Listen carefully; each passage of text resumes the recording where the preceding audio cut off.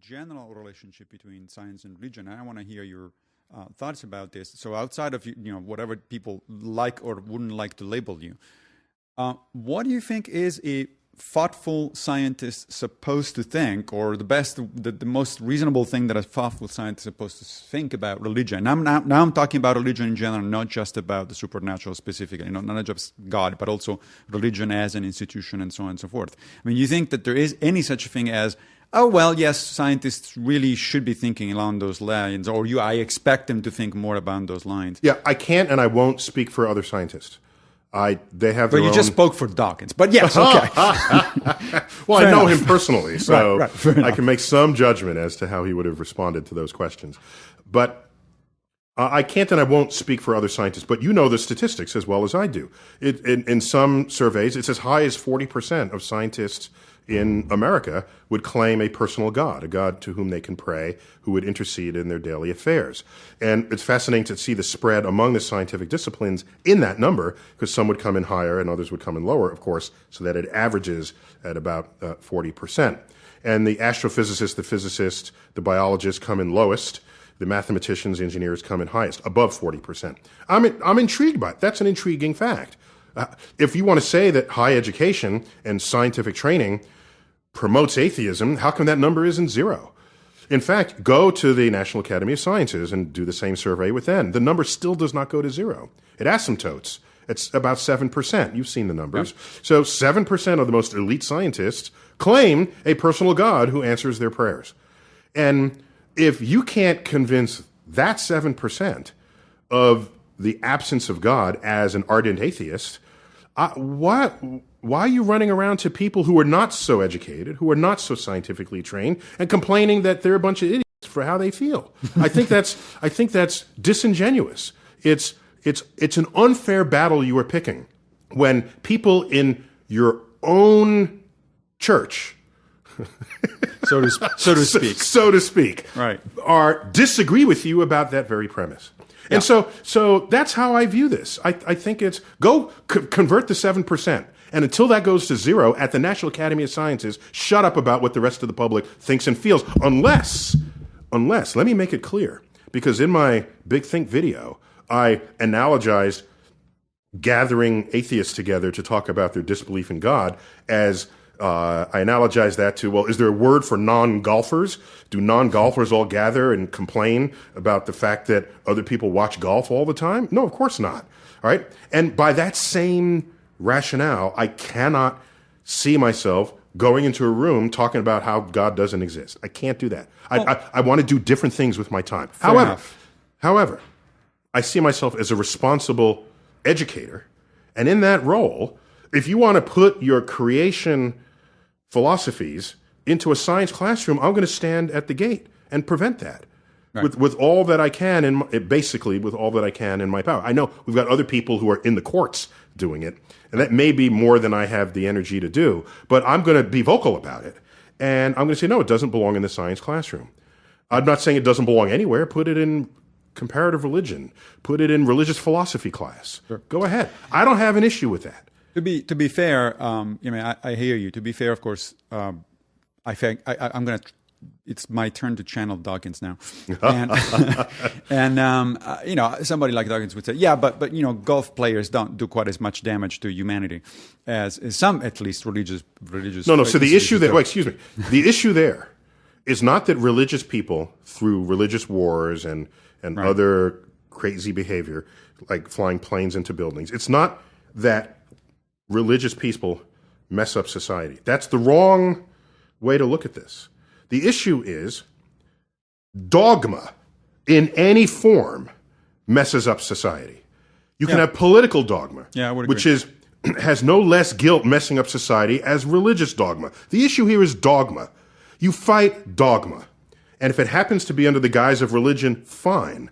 But as an educated scientist, atheist, if you're going to go out there and fight religious people, you're really fighting dogma, where people want you to believe something in the absence of evidence and make that policy, make that educational curricula, make legislation based on that. That's where you have problems. And that's where you get Nazism. That's where you get the Lysenkoism. Yes. That's where you get all of these isms that have risen up that had, some of them even had some patina of being academically derived, but when you actually part the curtains, there is dogmatic invocation of rules established by some committee of people who decide how they want you to think about all the various topics. I agree. When I want to piss off my atheist friends, I always remind them of the secular regimes of the 20th century and the disasters that they've caused. Pol Pot, for example, and the like. Stalin and so on and so forth. I mean, those are, I think you're completely right. The problem is dogmatism, and the problem is ideology pushed to the extreme. Nonetheless, I think Julia has the next question up, right? Yes, thank you. Well, it fits in nicely to this thread that we're on right now. So I personally, if I, were queen of the universe and could snap my fingers, I would. And why wouldn't you? I mean, if you were God, go on. Yes, to be apropos. See, that was a sentence that was not in your head. But you say, queen of the universe, snap your fingers and make something so. That's God. So what you're saying I don't want any labels to be put on me. Oh, okay. Fair enough. So I would prefer that people would all just magically become allergic to dogma and evidence-based and, reasoning people who don't take anything on faith, whether it be about claims about the supernatural or about politics or economics or what have you. And I think that pursuing that goal is very valuable, and it's something I'm personally trying to do as well. But there are still specific beliefs that I think plausibly cause a lot of damage to our country or to the world because of the way those particular beliefs affect the way people vote on drug policy or on gay marriage or on national security or foreign policy. And so I think there's a good case to be made that if you can't cure everyone's susceptibility to dogma, which you probably can't, there's still a lot of value to be had in trying to attack particular beliefs. What you don't want is dogma being the source of legislation, dogma being the source of curricula, dogma being the source of political leadership. And other than that, if people just have a view, if someone feels Jesus is their savior, that's sort of dogma within their personal lives. It only becomes an issue. It only becomes an issue. And the way they treat other people. It only becomes an issue if they want their dogma to apply to everybody else. Then it's institutionalized dogma, and then that's the problem. So yes, you fight that. You don't fight the individual.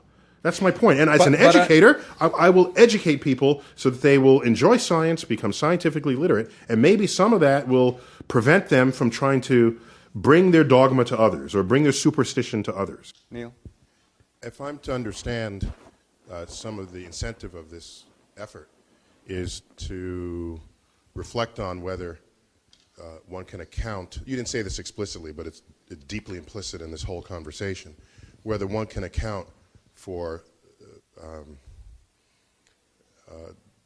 example, the belief in a personal God as the sole consequence of activity in the brain, rather than as there actually being a personal God that's out there. And getting back to the comment made by the gentleman from the Templeton Foundation. Charles Harper. Charles, hi, hello. I think there is, in fact, there are, in fact, tests. You said there's a shred of scientific evidence that refutes the personal God. I don't want to put words in your mouth, but I think that's the essence of your point. I think there are tests that have been conducted, but they just weren't thought of in the way that you posed the question. For example, most people who would claim a personal God would claim that that God answers prayers. So you can do prayer studies and ask, is what you prayed for under these controlled circumstances responded to in whatever way you had hoped in your prayers? And from my read of prayer studies, they consistently come up negative when they're done in a controlled way.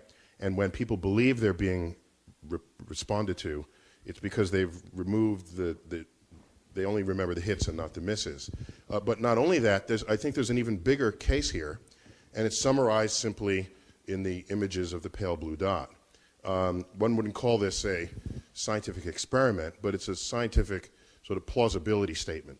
Because as you ascend from the earth, and look at our temporal, spatial, and organizational insignificance in terms of the scale of the cosmos, if you're going to say that the same person who made the cosmos cares about your life on this earth, the bigger we know the cosmos to be, the more of an expression of hubris or ego that represents. And then you end up drifting away from the idea that the person who made the universe cares about your prayers. And so it's a plausibility argument. I wouldn't call it a scientific experiment, but in science you always have to make a judgment as to what is sensible given the information and what is not.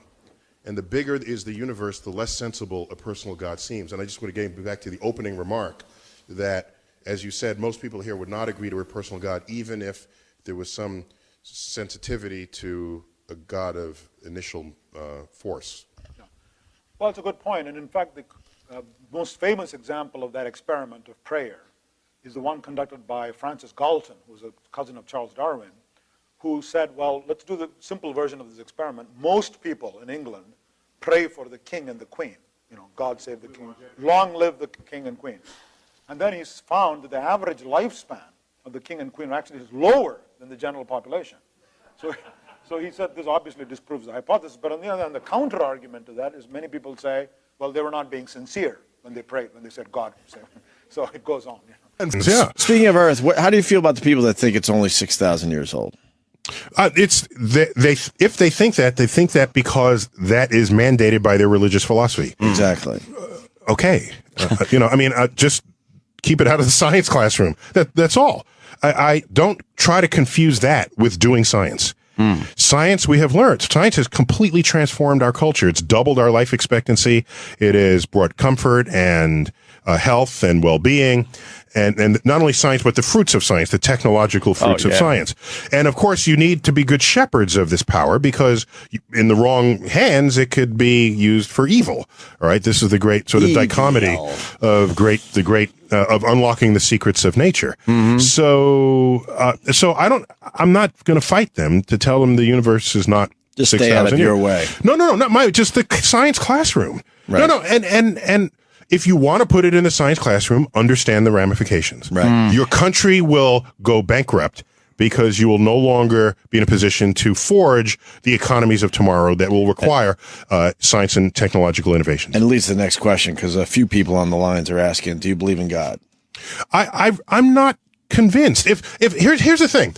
If every time I talk about God with someone who's a believer, God is all powerful and all knowing and all good, right? The good is a big part of this. And then I look at all the ways Earth wants to kill us. Strangle us. A tsunami takes out 250,000 people, hurricanes, earthquakes, tornadoes, floods. And I add all of that up. Either the God is not all powerful or is not all good. But it can't really be both, given all the ways the universe wants to kill us. And if Earth is not finished killing you, there's the asteroid that could come in. Right. An asteroid rendered 70% of all life forms extinct. Back in the famous one in 65 million years ago that took out the dinosaurs. So there's so many ways to die, not at the hands of someone else who has free will, that I don't know what is the nature of the God that you're talking about. I gotta try to use your logic back at you, but don't we define what is good and what is bad? So we see a tsunami wipe out a whole bunch of people, and we're as human beings going, wow, that's bad, because we define what bad is. Maybe in God's brain, eyes, whatever the hell, that's not bad. Well, but except you defined what God is. Oh boy. Wow. Now you did it. That's so why do you have the power to define who and what God is, right, but not have the power to define what good is? Yeah, my point is we just don't know it all. Not even close. Oh, sure. So therefore, if you're going to say God actually is good, and 250,000 people dying from an earthquake and a tsunami and other natural disasters, and God presumably has control over that, and God is good, then you have to then say God works in mysterious ways, right? There you go. That's that. But people only say that when their understanding of God fails them. When right? it's something bad. No, when they can't understand it, they say, "Oh, God works in mysterious ways." But somehow, in these other ways, you did understand Him. Right. How are you saying, well, this is the handiwork of God? You're doing God's work. God wants you to do this. Somehow you know God's motives every other way. But when 250,000 people get wiped out, God works in mysterious ways. Why do you even claim to have access to God's mind in some contexts and not others? Exactly. Just admit you have no clue and get on with life. That's how I look at it. We just don't have a clue when it comes down to it. Well, I'd like to think that preserving health and longevity, that is a nice operational definition of something that's good. Right. How can you argue? How can you debate something that keeps you alive and healthy? That's got to be something that's good. I can't. I refuse to allow someone to say, "I'm going to give you cancer, birth defects, and shorten your life," and somehow call that good. I'm not going there. I hear you. I'm not going there. Sam, there are plenty of things people do that don't make sense, but of course they're otherwise harmless to others, and might be mildly harmless to the person who thinks it or believes it, but no one makes a big deal of it. If the religious community, instead of going away, morphed into a systems of philosophy that made no attempt to say things about the physical world that are easily verifiable by the methods and tools of science and rational inquiry. And they only simply talked about, how to treat your neighbor, how to, maybe give you someplace to think you might be when you're dead. What's the harm in that? If we're going to try to be realistic about how effective any such movement that you want to support can be, either you're going to say one day there are going to be no religions in the world, or one day there's a profile of the various religions that have changed to the point where they don't trigger anybody's reaction, anyone such as your reaction. Right. Well, I'm just not hopeful that they can change. They can be so chaste in their proclamations about reality so as not to conflict with those of us who are trying to speak sensibly about reality and to shape public policy that's based on sensible conversation. So, for instance, what do you do when you find out that your neighbor's religion has proscribed drawing a caricature of a certain historical figure and has prescribed it in such terms that you can get 100,000 people in the town square calling for the deaths of newspaper editors and cartoonists for drawing, for publishing pictures of the Prophet Muhammad. It seems to me that really is a deal breaker. I mean, this is just free speech and rational understandings of civil society just have to win. It's just there's no accommodation with that. What was so scandalous about that episode is that we really caved in. I mean, we practiced self-censorship. We chastised Denmark for publishing those cartoons, and New York Times wrote editorials, about it. And we're not recognizing the bigger picture here, which is this is an eruption of medievalism that is sanctioned by the fastest growing religion in the world. And here again, I'm focusing on Islam almost randomly. I mean, I'm worried about religion in totality, but you have to get, if you're going to dignify the claim that one of our books is not just a book, but is in some sense an infallible document, it seems to me, always going to be held hostage to the contents of the book. And it just so happens that these books are engines of intolerance. I mean, 100 years from now, someone can pick up the Quran or the Bible and find reasons to be every bit as obnoxious as Ted Haggard or worse, and those reasons are continually refreshing themselves. So unless we undercut this notion that the Bible and the Quran are not at all like the plays of Shakespeare, I don't think the problem can go. The Blind Watchmaker. Oh, that's my favorite book of yours, if I may. Okay. Well, The Watchmaker comes from William Paley, the theologian, who said that there must be a God because if you find a watch, you pick up the watch.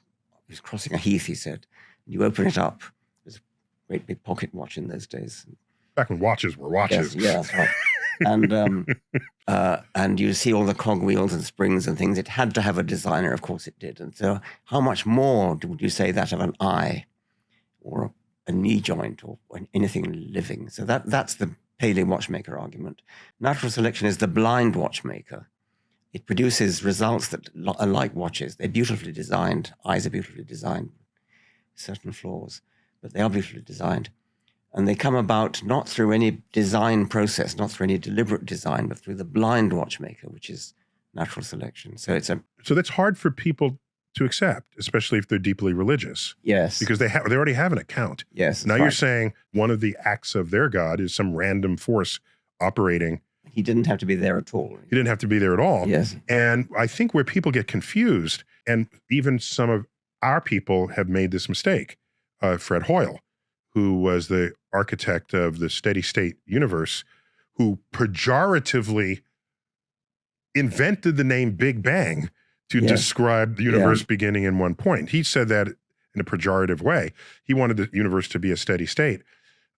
He did a calculation for how you would get an eye, a fully functioning eye, and how long that would take. And it was some impossibly, 10 to some very high power number of years, given the rate at which you have defects in a genome.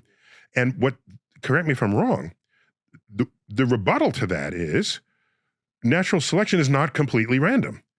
Well, no, that's right. It actually wasn't an eye. It was a hemoglobin molecule, but it's the same argument anyway. So what he overlooked was that it doesn't happen all in one go. He imagined all the bits coming together at random. And that's one case that doesn't work, and it has another random thing that doesn't work. Yes. And you do that forever. You do that forever. Of course you want, but what you need is, let's use the eye, even though he didn't.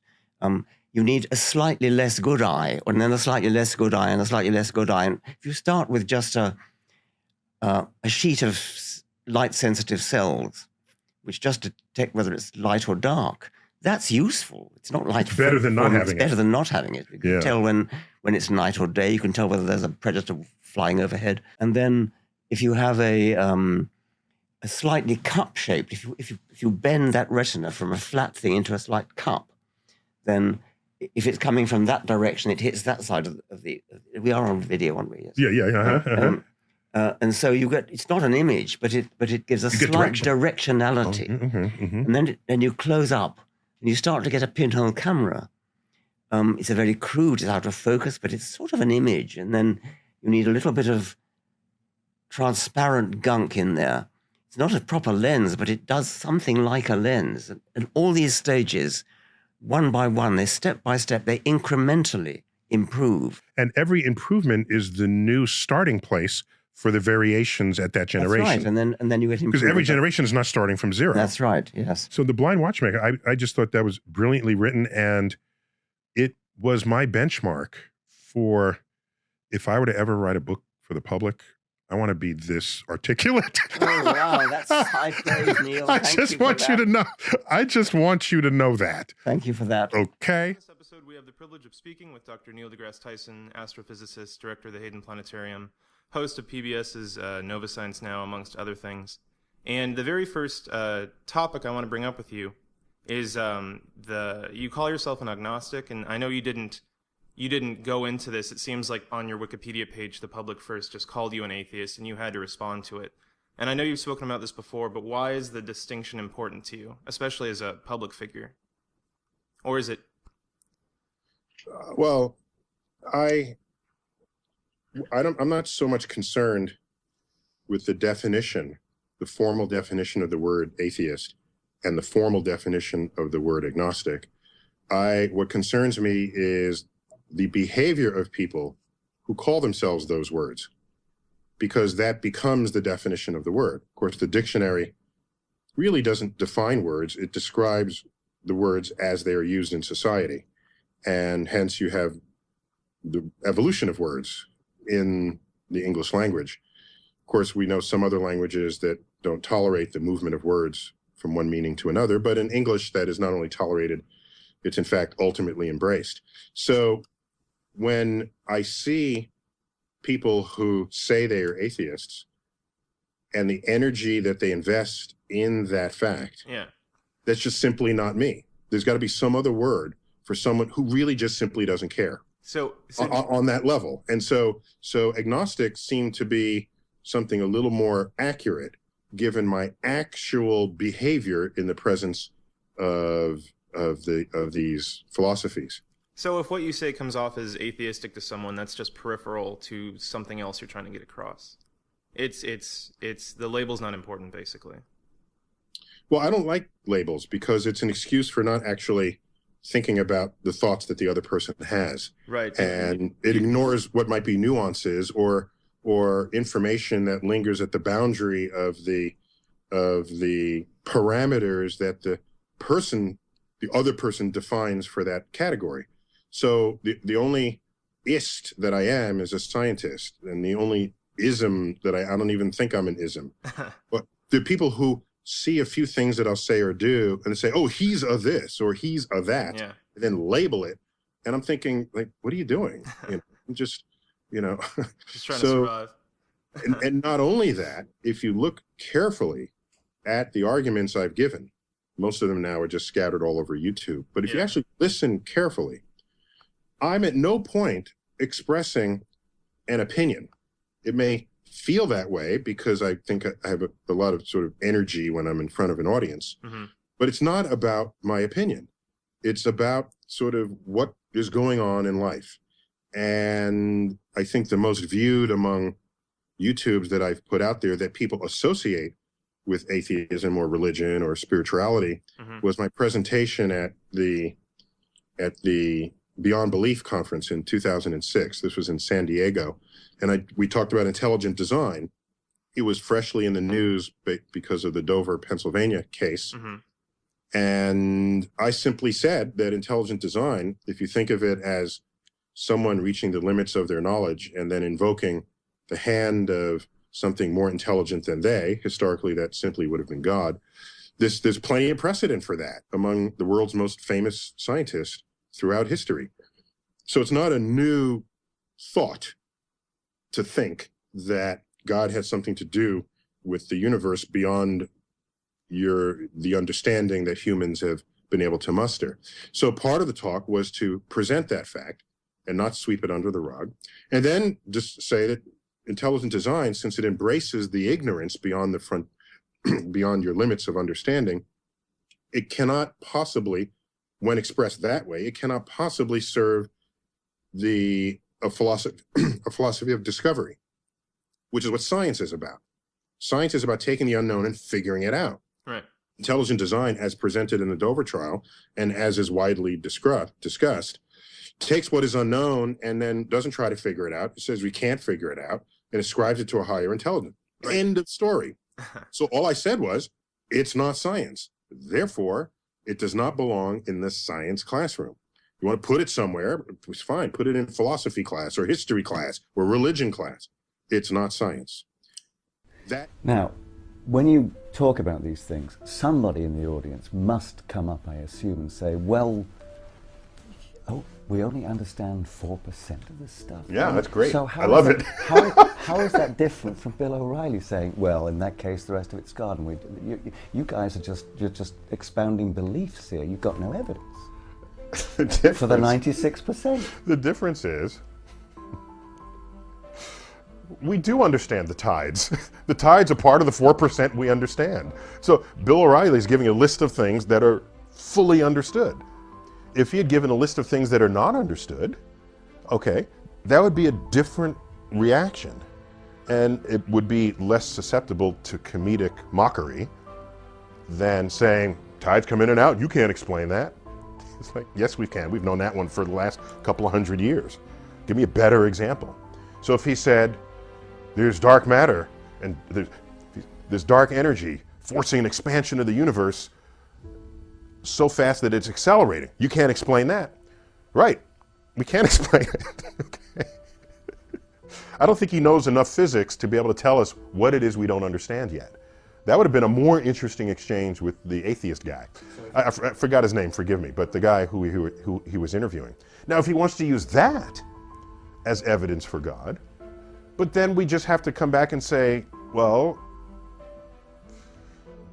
doesn't mean if you don't understand something and the community of physicists don't understand it, that means God did it? Is that how you want to play this game? Because if it is, here's a list of the things in the past that the physicists at the time didn't understand. And a talk show you might have conducted 200 years ago would have said, the planets do retrograde? Can't understand that, must be a God. And we'd say, you know, you're right. And then 10 years later, we understand it, so what do you do? So if that's how you want to invoke your evidence for God, then God is an ever receding pocket of scientific ignorance that's getting smaller and smaller and smaller as time moves on. So just be ready for that to happen if that's how you want to come at the problem. So that's just simply the God of the gaps argument. It's been around forever. So in fact, people who want to make arguments. And by the way, wait. And I don't even mind. I don't even care if someone wants to say, you don't understand that, God did it. That doesn't even bother me. What would bother me is if you were so content in that answer that you no longer had curiosity to learn how it happened. If the day you stop looking because you're content God did it, I don't need you in the lab. You're useless on the frontier of understanding the nature of the world. And if the world had been, if I'm glad whoever those folks are, there aren't that many of them. Because if they dominated the world, we'd still be in the cave. We would have never left the cave. Because there are mysterious things out there, and no, God is doing that, and you don't need to know that, and don't even think about it. Where would we be if their understanding of the world ruled the world? So I don't mind it, but just don't prevent others from conducting that investigation themselves. I've become, cynical is not the right word. I've become a practical cynic. There are people who think this way or feel that way or behave this other way. And I've stopped trying to change them. What I try to do is offer a way of looking at the world that maybe they'll take, maybe they won't. Maybe as an educator, it's my job to make this as tasty as possible so that, hey, that's a good idea. I never thought about it that way. But otherwise, I just gave a presentation to a Christian school, K through 12. I talked about optics. And at the end, it was open Q&A, and they were 11th graders, and they started grilling me on science versus the Bible. And I said, I'm not here to stop you from being religious at all. Okay, we live in a country that protects your freedom to be religious, and you're in a private school. So the government is not going to come after you and say you have to get this out of the public coffers. I made that clear, but I didn't have the urge to try to convert them. And I get the sense that you've had this urge your entire life to convert people with no less zeal than a religious person, a religious evangelical religious person would have trying to convert people who are not that. Did I tell you? I didn't tell you this. We have a Big Bang Theater here. Yes. And back when we first opened here at the Hayden Planetarium, there's a separate theater space where we just talk about the Big Bang. Someone came out of the Big Bang, saw me and says, how come you didn't mention God in there? And then I realized, okay, what am I going to do? I say, how about this? Why don't you go to our Hall of Human Evolution and then come back here? And when I tell them to do that, they never come back because that's way more offensive to them, having monkeys and humans hold hands in the dioramas than anything we could ever say in the Big Bang here. I thought they'd rather like the Big Bang. I mean, the Big Bang sounds pretty much like Genesis. It's a creation event. Yeah. Yes. Maybe that's why they thought we should have mentioned God and didn't. But I don't even have the conversation. I just send them over to your part of the museum. Yes. But I think you're being too pusillanimous. You shouldn't duck the question. Well, I don't duck it so much as sometimes I don't have the energy. Oh, that's different. I get that too. You feel that? I understand that. But in my field, that really is an absolute opposition. It's not something you complete. Although the Catholic Church, they've met you in the middle. Yeah, they have. They said we have this branch of primates, and then God breathed the soul into them, and they're humans, allowing evolution all up to that point. Yeah. That's you got to give them some. You got to not a step. But the world is not that binary. It's not that binary. I don't see it that way. There are religious people who are where Jesus is their savior, but they're perfectly fine with a 4.5 billion-year-old Earth. Yes, they are.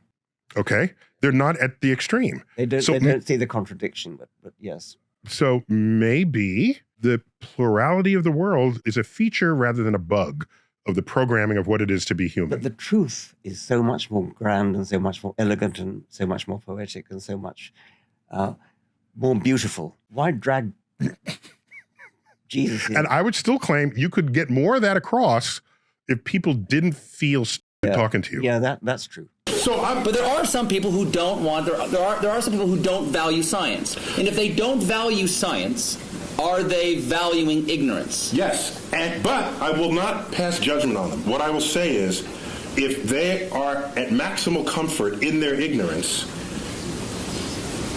fine. Except that they will not be the participants on the frontier of cosmic discovery. They will be disenfranchised. Hello? Hello? I'm sorry, I've got a phone call. Hello? I'm sorry. I have to take this. Hello? My mic isn't working? Hello? Now who's in control? So they won't be in control of the next, won't participate. No, they won't. Not only will they not be on that frontier making any discoveries, they're not in a position to enhance their life for having access to those discoveries themselves. Can knowledge ever be a bad thing? I don't think so. What about actions that knowledge takes us to? Do you think that Oppenheimer, when the bomb went off, and he said, "I am become death, destroyer of worlds," do you think he perhaps questioned for a moment whether the knowledge they achieved that led to the creation of the bomb perhaps should have been left undiscovered? Do you know what he said in response to those kinds of questions? Yes. He said, because people said, have you usurped the power of God? Have you? And he said, if God didn't want this power to be there, he shouldn't have put it in the atom in the first place. Kind of an interesting point, I think. But what he's saying is that the world is accessible to us. So would you say, don't smelt the ore and make iron and make a sword out of it because you could cut yourself? Back then, that's the counterpart statement from the Iron Age. And if you were around back then, you'd be sitting in this chair saying, don't make the sword, because you would unleash evil on the world. Okay, I'll step back from don't make the sword. How about don't lick the flagpole in February? You will learn something. You will learn something, but at a price, Neil. That'd be data. It's a data cost. It is. Yeah. There is a data cost for that, isn't it? Yeah. Also, Adam and Eve. They ate of the tree of knowledge of good and evil, and they paid a price. Yeah. So God does put things into atoms he doesn't want us to know about. However, I think I don't want to blame the knowledge. I want to blame the behavior of people in the presence of the knowledge. So maybe we need better knowledge management. Do you think that scientists go? You can applaud him. He's the hero. Well, how about this? Do you think that scientists should be allowed to do anything they can? I heard a big no over there. Someone just said no. You know, people made fun of him for doing this, but during one of President Bush's State of the Union speeches... Bush 1 or 2? Bush 2. He said he warned against man-animal hybrids. Okay? And a lot of people, like me, made fun of that by showing pictures of, like, Senator Alligator Man going, boo, boo. Yay, man-animal hybrids. But if scientists could make man-animal hybrids, wouldn't they? There are scientists who want to make man-animal hybrids. Should we make man-animal hybrids? I ask you, Senator Tyson. Should there be any limits like that? I think there's some creepy things about that, and I've met some scientists who would think that'd be an intriguing thing to do. Yes. Okay? I think we as a society, as a democracy, what we should do is come to some understanding of what the prevailing social mores are. And no, science should not cross those barriers. And by the way, scientists are often ones to try to prevent that. Einstein among them, for example. He didn't want to make the bomb after he first told Roosevelt he should make the bomb. He changed his mind because his conscience, his moral conscience, descended upon him. Scientists are not without moral code here. So as a culture and as a society, we decide what should be the prevailing cultural mores, and I think we should all be beholden to those. Is there a space in the science, the universe, and the Big Bang Theory for a concept of God? Is there room for a concept of God? Yes. In a free country, yes.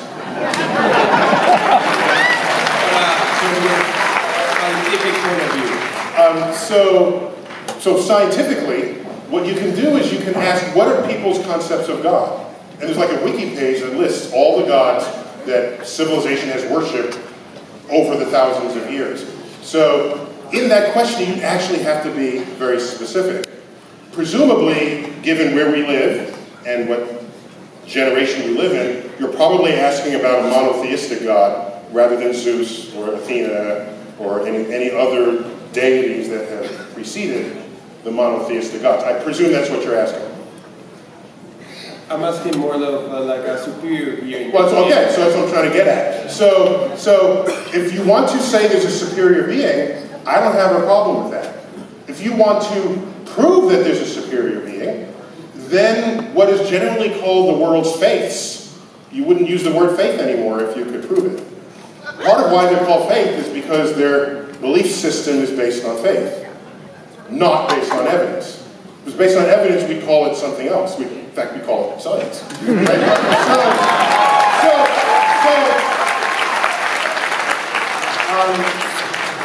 If you have evidence that there's a supreme being, that would be awesome. Okay?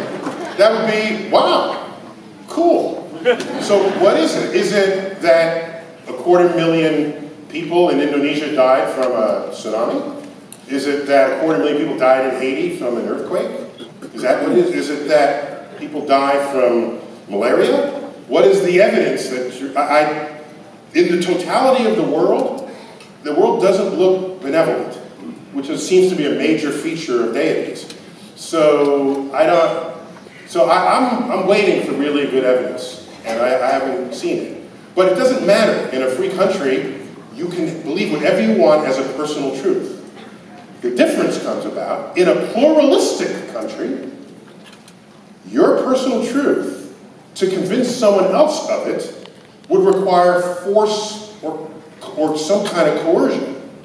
And this is how you get major religious wars throughout the history of civilization. So the point is, if you have a personal truth and it stays with you, that's fine. It's just not the kind of truth to base legislation on in a free society. Arthur C. Clarke had several laws of culture and the world, one of which was any sufficiently advanced technology is indistinguishable from magic. So, if something gets too complex for the average person to understand, it's magic. It's like magic. And you have powers that I don't trust because I don't know what you're going to do with it next. Whereas if you understood how it worked, you say, "Hey, give me one of those." I mean, that's how that would work. That's how that plays out. Do you think that's where the debate over? I think that's where the debate over evolution and creation science comes. Is that the complexity of evolution is so grand that it is hard to conceive of how the incremental changes come. And once something becomes so complex that I can't understand it, there's nothing between that and God saying, let it be? Well, one of the beauties of evolution is that that complexity does not come about from complex ideas. The ideas are actually quite simple. And you can show on a computer how those simple forces can generate complexity given enough time and enough variation in environment, which is just what the history of the Earth supplies. So science literacy is an important part of what it is to be an informed citizen of society. Let's get away from our understanding of science, or lack thereof, and get to science itself. Okay. Okay. I'm with you. Here's a transition from talking about us mixing science and religion and getting back to science. Mm-hmm. God is truth, people think. Mm-hmm. Okay, some believe God is truth. Truth is beauty. Is there anything in science to you that is beautiful? Or rather, what is the most beautiful thing that you know of in science? E equals MC squared. Really? Oh, that's awesome. So I challenged you to be a little more sensitive to people who are just trying to explore the world, and that you could be more effective than you are. Do you remember your reply to me? I said, I gratefully accept the rebuke. Yes. By the way, in that moment, there was like 5 seconds of silence, because I'm just some young whippersnapper and you're like storied, famous guy on stage. Nobody made a sound. No. Just in that moment of silence, is how is he going to react? It was one of these, what's he going to say? In that moment, it was total silence. And then you broke the silence with, I gratefully accept the rebuke. Yes. And then people were calmed after that. Yes. And you gave a worse example. What was it? Do you remember? The editor. The editor of New Scientist, who was asked, what is your policy at New Scientist magazine? And he said, our policy at New Scientist magazine is, science is interesting. If you don't agree, you can f*** off. so that's so we can feel better about you. Yes, that's right. So did I tell you this? Do you remember there was this, it was on YouTube, it was what's called Double Rainbow Guy. Have you ever seen this? No. Double Rainbow. You should check it out. Okay. Okay, this is now, back when social media was just people posting things. It wasn't the cesspool that it is today. Yes. So he was hiking somewhere. There's some guy back when you needed a camcorder to take videos, yes, not a cell phone. He's hiking in, was it Sierra Madres? I don't remember where. And you hear him sort of narrating his, oh, that's a nice cliff. Then he turns a corner and he says, oh, a rainbow. Oh my gosh. What could it mean? Oh, a double rainbow. Oh my gosh. And he's tearing. You don't see him, but you can easily interpret just his emotions and his breath. And then he goes prostrate to the ground. Yes. And he can't contain himself. What does it mean? This is a sign. And so I felt bad doing this. You might be proud of me, but I felt bad doing this. I tweeted, I put a link to this video, and I said, this is how you behave if you've never studied physics. Yes. But I thought that was kind of mean. He's having his moment. Well, in a way, that's what Keats was doing. And that's to what Newton. Yes, that's right. But anyway, I can cap your story in the opposite direction. I read a story about a woman in California. She had a lawn sprinkler, and she saw a rainbow in the lawn sprinkler, and she said, what are they doing to our water supply? That's funny. Oh my gosh. I'm more, I detach myself more from that battle than you do. You are in the front lines, and I'm way in the back line watching you do this. And I'm saying sometimes people just want to feel rather than think. Yes, I keep pushing back to the evolutionary origins of this, and when you have to survive in a hostile environment, it may be that you do need a certain amount of illogical gut. Yes, it may be that you need to fear things which logic tells you. Well, maybe it's a matter of the odds that something is actually dangerous.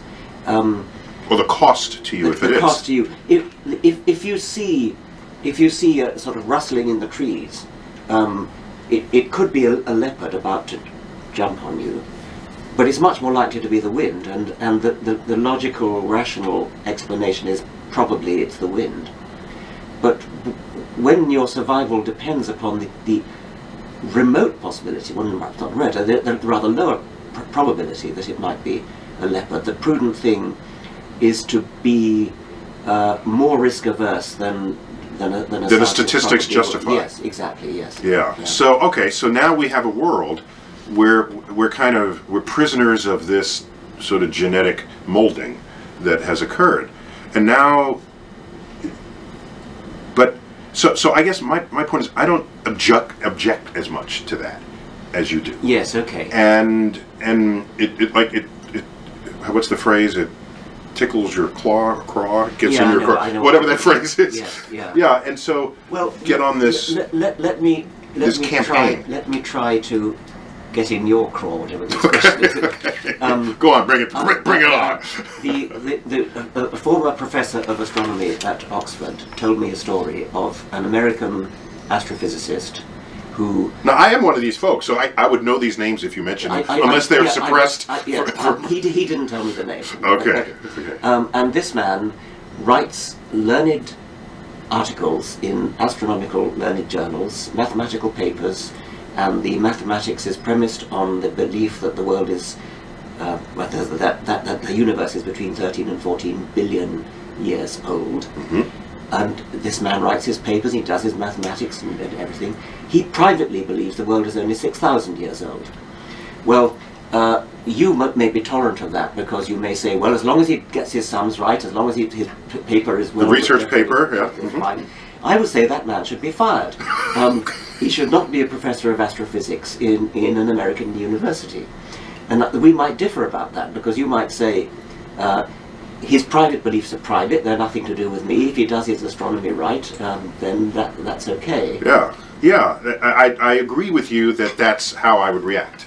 Yeah, what he does at home on Sunday, that's his own thing. But if it doesn't enter the science classroom, then I don't care how he thinks or what he believes. Let me take an even more extreme example, which is fictitious in this case. Imagine that you were going to consult a doctor. And I make him an eye doctor because they're sort of, about the waist. But you happen to know that he privately doesn't believe in the sex theory of reproduction. He believes that babies come from storks. Okay.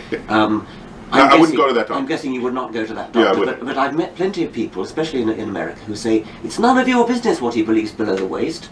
He's an eye doctor. Is he a competent? Can he repair your cataracts? And I don't think he should be employed in a hospital because what you're saying about that man is that he's got the kind of mind which is so adrift from reality that even if he's a competent eye surgeon, I don't think he could be trusted. Okay, so you interestingly, you are reacting in the way our ancestors hearing the rustle in the bushes are reacting because most of the time it's wind. Yes. Some of the time it's a leopard, and that's a fear factor that creates a fear factor that overrides everything else. He's a good eye surgeon. He or she is a good eye surgeon. Right. But there's that lingering risk that the stork theory of reproduction might somehow affect the scalpel. So you fear that risk? I'm not sure it needs to affect the scalpel. I think it's something... Okay, so then you object on principle. I think so, yeah. Yeah, not on practice. It's a principle thing. Or the professor of geography who believes in the flat Earth, but otherwise makes perfect globes. Yes, quite. Yes, exactly. Okay, so you're a principled person. That's all that means. You think it should be a certain way, and everything surrounding it, even if in practice it doesn't manifest, you kind of want the whole package to be consistent. Yeah, I think so. Okay, so now given that, what do you do about it? Because I don't really do anything. You want to change that, and we just admitted together that we are prisoners of this of mystical, magical ways of thinking or illogical ways of thinking. And now you want to change the biological directive of the human mind. And how do you do that? I like to use the phrase consciousness raising, which is a feminist phrase. Mm-hmm. And I mean, it started in the feminist movement. I think that's where I first heard it anyway. And consciousness raising is So we're not, I don't want to be dictatorial and say there should be a law against illogical thinking. I'm not that fascist. But you know what would happen if you do pass law? Let's imagine a future where all illogical people had to move to one particular state. That would be wonderful. Yes. No, but that would be the state where like all the music and art would come from, right? All the truly creative people are some of the least logical people I've ever met. Yet they create and they to make the world a little more interesting. But that's my thing. If that were true, I'd go along with you. I'm not sure that. That's a different issue. Whether or not that's a true fact. Issue, yeah. Okay. All right. So what do you do? Do you want to consciousness raise? Do you have tactics? Because I want a consciousness raise too. So I've got. Let's compare. Okay, I suspect your tactics may be better than mine, because your tactics, I think, are to lead by example. Yes. To practice logic, practice science, expose the wonder of science. I like to do all that as well. In fact, your book has the word wonder in it. Your memoir. Yes. Remind me the name of it. An Appetite for Wonder. An Appetite for Wonder, which any scientist has, and which most people have, I think. Yes, and it's the subtitle of another of my books, Unweaving the Rainbow, and the subtitle is something about an appetite for wonder. And that book, by the way, Unweaving the Rainbow, is my attempt to join poetry to science. Okay. The phrase, the title comes from Keats's attack on Newton for unweaving the rainbow.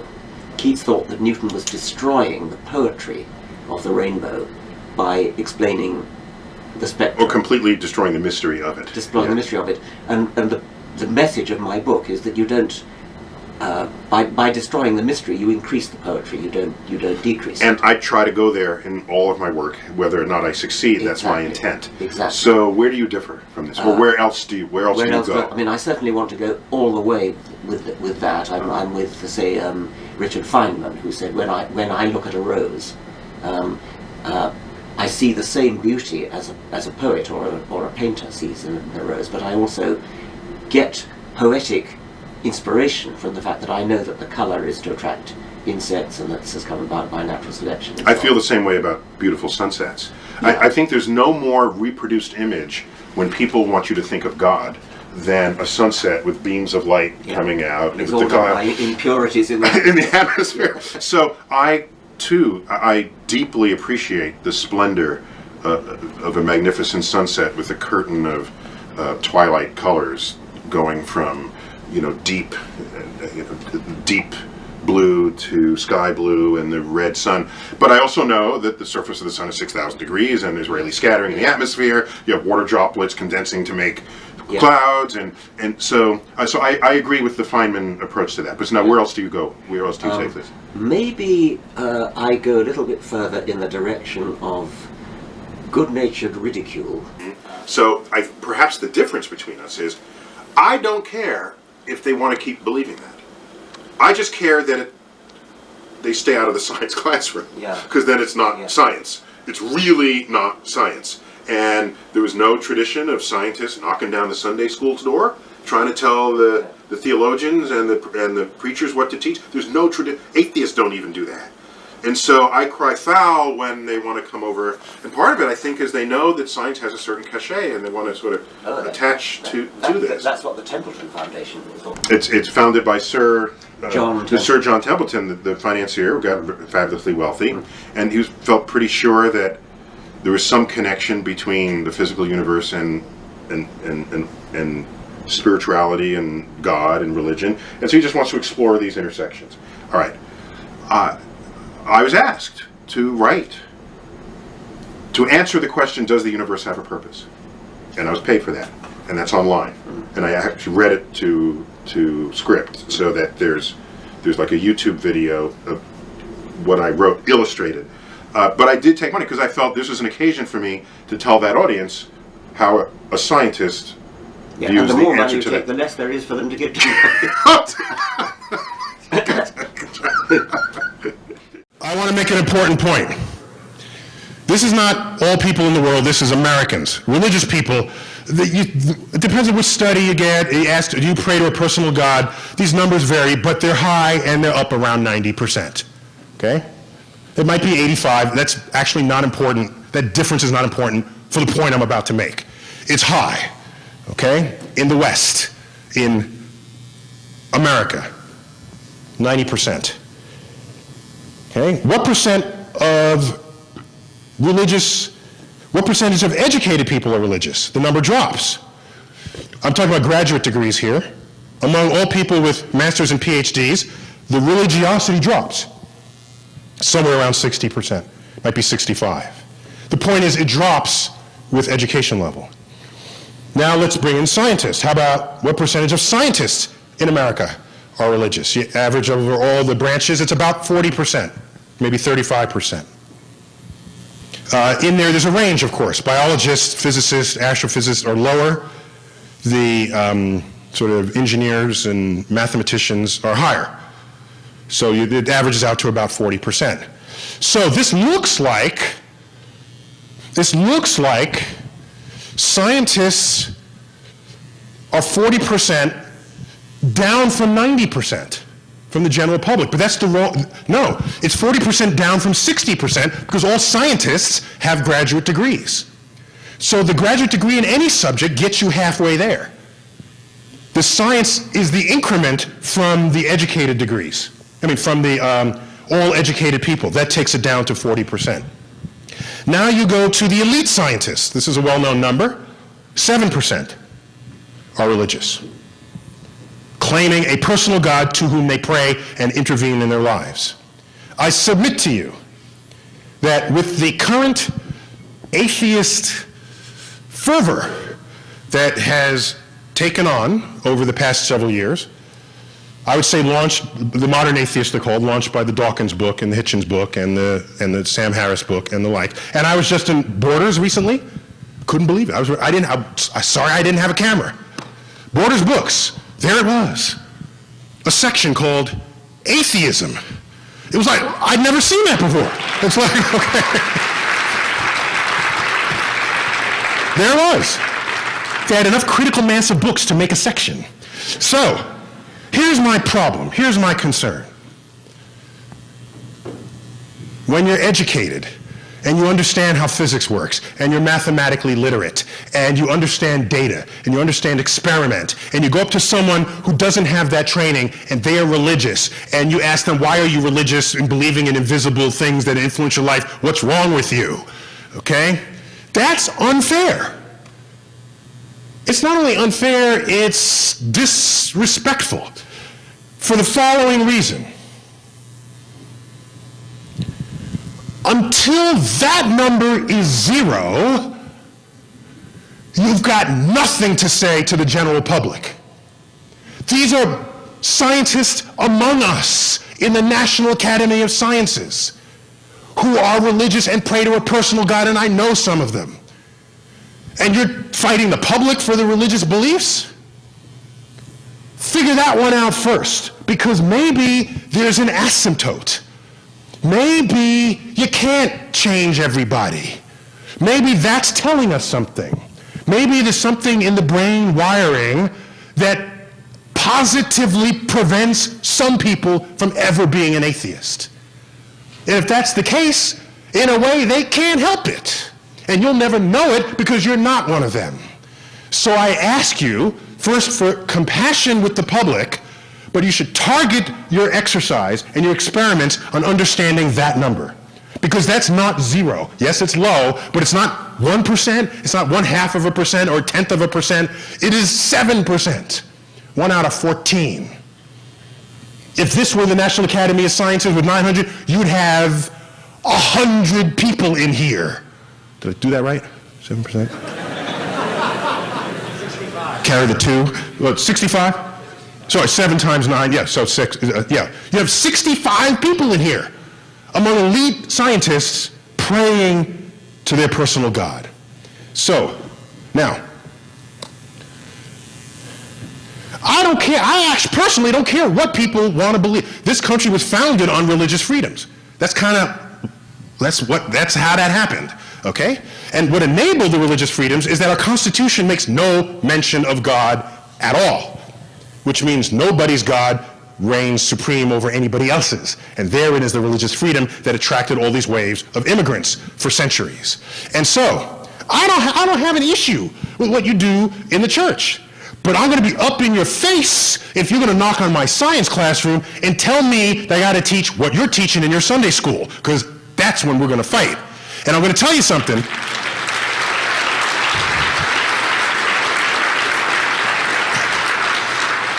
There's no tradition of scientists knocking down the Sunday school door, telling the preacher, that might not necessarily be true. That's never happened. There are no scientists picketing out front of churches. There's been this coexistence forever. So to have the religious communities knocking down the science door, there's something wrong there. And I think back to Al-Ghazali and the 12th century and the fall of that intellectual empire. And it's got me scared in America. I wrote, do you remember that case in Jersey where this middle school kid, forgive me, I forgot his name, I met him, Matthew LeClaire, do you remember this? In his history class, the teacher was saying that Jesus is the only one and true Savior, and Christianity is the only one and true religion, and if you were not, you were damned to hell. And he pointed to a Muslim girl and said she's damned to hell already, it's too late for her, and that Noah's Ark carried dinosaurs on it, and that the Big Bang and evolution are not scientific. He recorded this and submitted it to the New York Times. And it became a whole expose on this teacher. And then what happened? The ACLU came out and separation of church and state, and it's a violation of the separation of church and state. And I said, I don't normally get in those arguments because I got the universe to worry about. I let that go. But then I thought, no, people are missing something here. It's not a case of a separation of church and state. It's not. Okay? I looked at the comments and the transcript. I ignored the part about Jesus being your Savior. I ignored the part about Christianity being the one and true religion. I paid attention to the statement that Noah's Ark carried dinosaurs, okay? And so, I wrote a letter to the editor of the New York Times that they printed, and I will read to you. To the editor, people cited violation of the First Amendment when a New Jersey school teacher asserted that evolution and the Big Bang are not scientific and that Noah's Ark carried dinosaurs. The case is not about the need to separate church and state. It's about the need to separate ignorant, scientifically illiterate people from the ranks of teachers.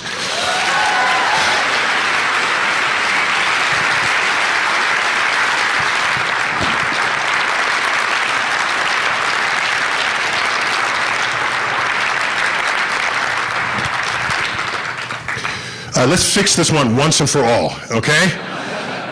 Let's just fix this, okay? Once and for all. Yes, Einstein and God were like that, okay?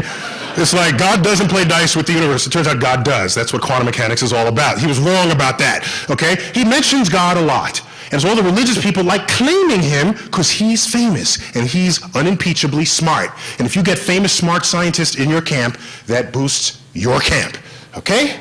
But let's straighten this out once and for all. Here's a letter from Albert Einstein in his later years, 1954, a couple of years before he died.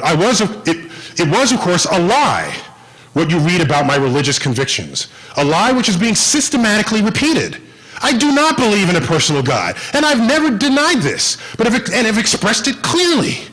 If something is in me which can be called religious, then it's the unbounded admiration for the structure of the world so far as our science can reveal it. Case closed. So anyone says Einstein was religious, just show him this letter, okay? Here is a thought experiment that I think perfectly explains religious people, according to me. Assume that earlier in the day, your wife says to you, I saw a mouse running around in our bedroom, but it got away. Coincidentally, that night while you're laying in bed, you hear a loud squeak and instantly believe that it was the mouse. I mean, that's natural. After your wife gets up and turns on the lights, however, you realize you were actually mistaken and it was, in fact, a squeaky toy that fell off the shelf. At that point, you should no longer believe that it was a mouse. And if you choose to still believe that it was, we'd be justified to call you delusional, right? That's the thing with religious individuals. Instead of letting their beliefs get formed by their models of reality, meaning that their perception should be updated as new information is provided to them, they usually still choose to discard reality just so they can justify their beliefs. I found this whole analogy on Reddit, by the way. Or as another thought experiment I came across, imagine I came to you with a story about how robbers broke into my home clearly intending to end my life, and last minute, just as they were about to break into my bedroom, I made a wish that they'd forget about me and think that the criminals they were with were their real enemies. And then like clockwork, it works, and the three guys take each other out instantly. Just imagine if I told you that story, and if you show any signs of disbelief or asked me to provide any evidence to corroborate my story, I in turn demand that you prove what I just said isn't actually true. You'd rightfully call me a little cuckoo in the head, man, right? That's precisely how religious people treat the rest of us. They're the ones making all these extraordinary claims, from burning bushes and sticks turning into snakes that consume other snakes, to guys going to the heavens on chariots of fire, and others living to the ripe age of 900 years old actually. They basically get to make all these crazy claims, but non-religious individuals like you and I are the ones responsible for proving that it's all nonsense. I honestly don't know how we got here, guys, but we certainly need a way to get back to sanity. And guys, believe it or not, I do see the value in religion myself. We'll rarely find anything with zero value in the universe. The obvious value in religion, according to me, that I think was pivotal in getting humanity to where we are today, is that it provided shared stories that bound groups of different people together. Outside of religious practices, you'll rarely come across similar traditions, customs, or communal practices. But fast forward to today, this day and age, and even you can agree that societies that share religion tend to have a shared character, whether good or bad. My issue with religions in the modern world is the anti-science narratives that run across these religions. As I said, the lengths to which members of any particular religion will go to suspend reality just so they can keep accommodating their religion is troubling, to say the least. And this is even wilder when you consider that for most people, religion was a belief that was instilled within them in their childhood years, often by their parents, society at large, or some character they usually looked up to at some point in their lives. I can actually confidently say that not a single person in the world received a vision to join a religion they'd never heard of before, but that happened to exist the other side of the world. If that had ever happened and could be verifiable, trust me, man, I'd be a step closer to giving 10% of all my earnings to some religious leader each end month. And just remind you guys some of the absurd beliefs that run rampant in some of the world's leading religions today. Here they are.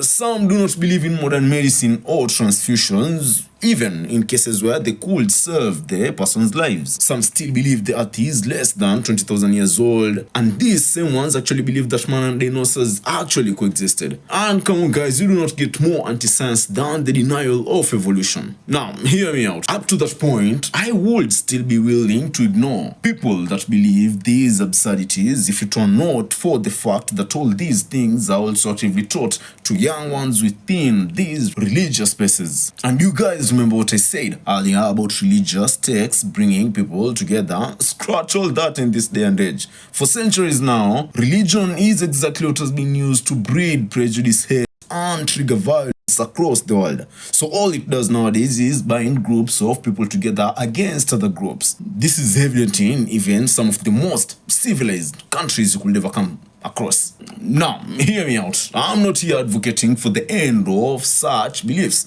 Let people believe what they want, but it should be the norm to call out these absurdities in societies. And if we are still in an era where religious beliefs still have a place in medicine, schools, and politics, then we failed terribly as humanity to progress. So I'll now close up my argument with an analogy I came across recently, and I'm sorry in advance if I butcher it. But it goes. There have been approximately 8,000 to 12,000 higher beings worshipped by humans throughout history, each one more improbable than the last. We're talking Greek gods, ancient Roman gods, Aztecs, Mayans, Incan gods, African gods, etc., etc. Across all these religions, it's impossible to come across two religions that don't share history, a region, or culture being similar in their text or customs. That's basically to say that they're wild in their own rights. On the other side of the aisle, however, there are scientific disciplines, most of which evolved independently, from astronomy and ecology to paleontology, botany, biology, and chemistry. No matter where you go in the world, you can rest assured that what that region gets right about biology is the exact same thing agreed upon on the other end of the world. They all agree on the age of the world being billions of years old and evolution. And if we as a collective today decided to destroy all religious texts and simultaneously destroy all records pertaining to math and science, we can rest assured that eventually all the math and science texts will be recreated pretty much identically, because at the end of the day, they're facts. On the other hand, tens of thousands of religions will spring up around the world almost immediately, all not only completely different from each other, they will also be different from anything that existed previously. So yeah, let me know what you guys think about that. Now, to finally close up the video, this is the second video I've done on deGrasse Tyson calling out religions, and I really hope you've enjoyed watching it as much as I did putting it together. It's roughly the same length as the previous one, even though the clips for this one were a little bit hard to find. But if I manage to find more that can fit in a long video like this, you can rest assured I'll put it together. In case I don't, then I'll just put them alongside other geniuses like I did with the previous video that featured Carl Sagan, Sam Harris, Christopher Hitchens, Richard Dawkins, etc. I'd also like to thank all of you a lot for sticking with this video to the end, and I hope you know I love nothing more than reading what you guys think about these videos in the comment section. Once again, thanks a lot, and if you'd like to support the channel, feel free to do so using the links I've added in the description section below. Thank you, and see you again in the next one. Peace. Outside of religious practices. But anyway,